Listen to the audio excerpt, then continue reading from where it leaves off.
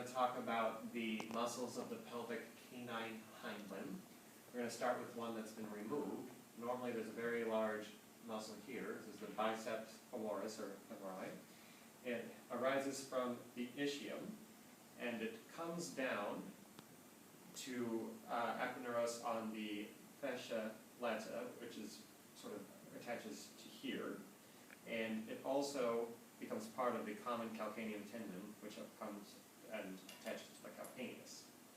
It serves to extend the hip and the hock, and so in doing so it retracts the limb, and it is innervated by the sciatic nerve, or the ischiatic nerve, that you can see quite well here. We are also missing the tensor fascia lata, which would be roughly about here, and also aponeuroses onto that fascia lata. It comes from the iliac spine, and it is innervated by the gluteal nerve.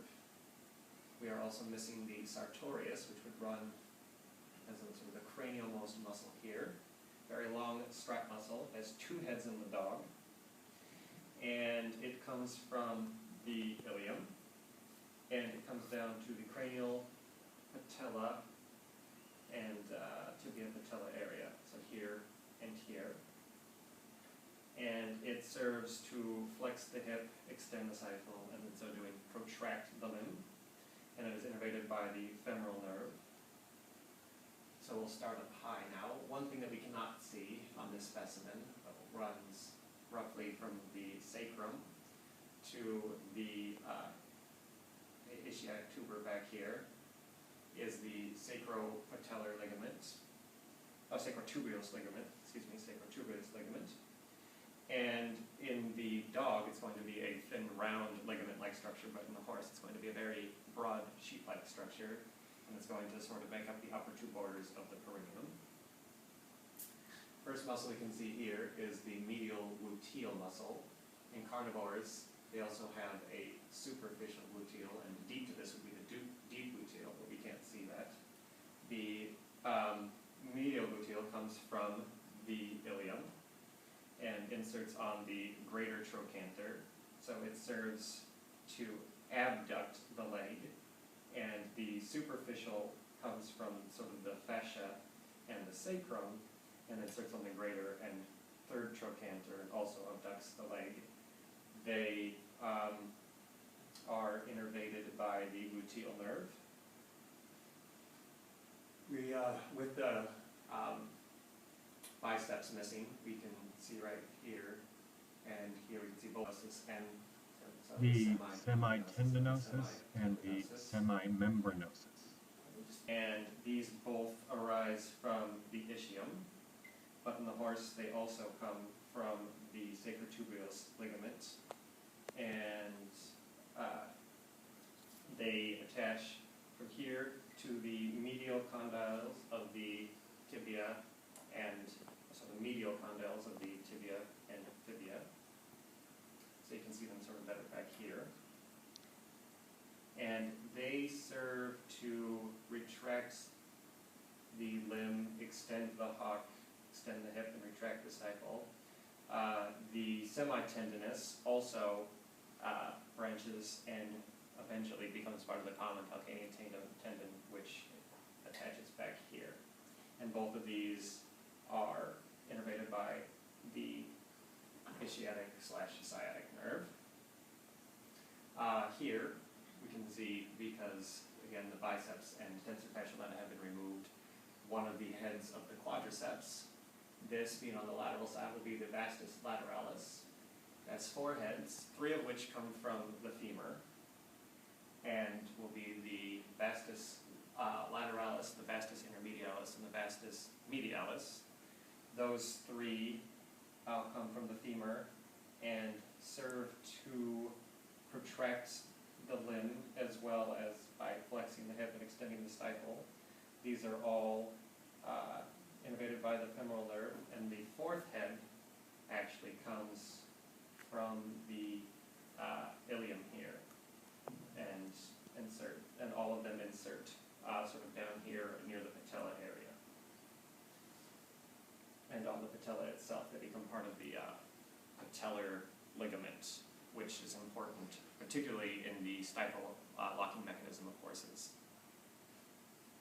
So moving on to the lower part of the leg, we have the tibialis cranialis, and that comes from the lateral condyles of the tibia and fibula, and goes down to the metatarsals. It's a flexor of the hock, and it's supplied by the fibular nerve.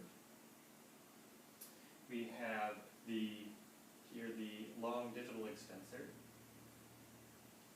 It comes from the extensor fossa of the femur, which is just below the patella here, and inserts on the extensor process of the digits, and it serves to flex the hock and extend the digits, and it's also supplied by the fibular nerve. And then lastly of these three, we have the peroneus longus, which is absent in horses. It comes from again from the lateral condyles of the tibia and fibula, and it comes down and inserts on the plantar surface of the metatarsals and the tarsals, and flexes the hock, and it's supplied by the fibular nerve as well. And then lastly, we have the gastrocnemius, and it inserts on the distal, well, it comes from the distal femur here, and goes and becomes part of the common calcaneal tendon, so it inserts on the calcaneus. It's supplied by the tibial nerve, and it serves to extend the stifle and the hock. Alright, this is the medial side of the same limb. You can see part of the quadriceps here as well, mainly the vastus medialis, because we're on the medial side, and the rectus femoris. You can also see part of the semitendinosus here. But the main muscles that we're going to talk about are the three visible and then one invisible adductors. They are the gracilis, the adductor, and the, make sure I say this correctly, pectineus muscle. And all of these are supplied by the obturator nerve. All of these will serve in adduction. The gracilis comes from the pubic symphysis here, and it goes down to the tibia, and it also partly goes to the common calcaneal tendon and inserts down on the calcaneus.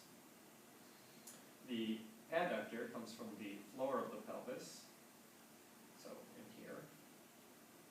It goes to the medial femur, so here/here, and it's again also supplied by the obturator.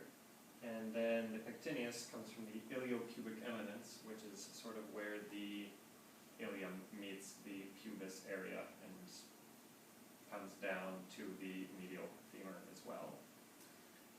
So again, that's gracilis, adductor, and pectineus. And there's a fourth one that we can't really see. It's the external obturator. It comes through the obturator foramen and also attaches to the femur, also supplied by the obturator nerve, also does adduction, and those four together are the gait muscles, G, gracilis, A, adductor, P, pectineus, and E, external obturator. Again, we can see gastrocnemius here, and then there's two important muscles that are coming out sort of underneath it.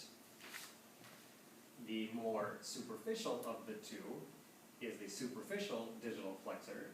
It comes from the supracondylar tuberosity of the femur, which is you sort of up in here, but you couldn't really see it normally because it's going to be of the femur, sorry, supracondylar of the femur. It's going to be in here, but it's going to sort of be underneath this gastrocnemius muscle here, so you can't really see its origin here. It's going to run down to the proximal and middle phalanx. So down here, proximal and middle phalanx. And it's going to serve to extend the hock and flex the digits. It also partly goes to the common calcaneal tendon, so part of it's going to insert here. And it's supplied by the tibial nerve. And then deep to that is, unsurprisingly, the deep digital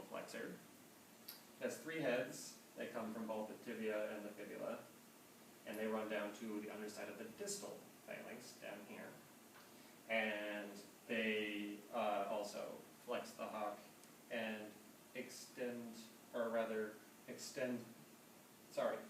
they also extend the hock and flex the digits. I was reading the wrong one, yeah. To reiterate, they extend the hock and flex the digits, just like the superficial digital flexor. They just go a little bit farther down. And that's about it. Yay!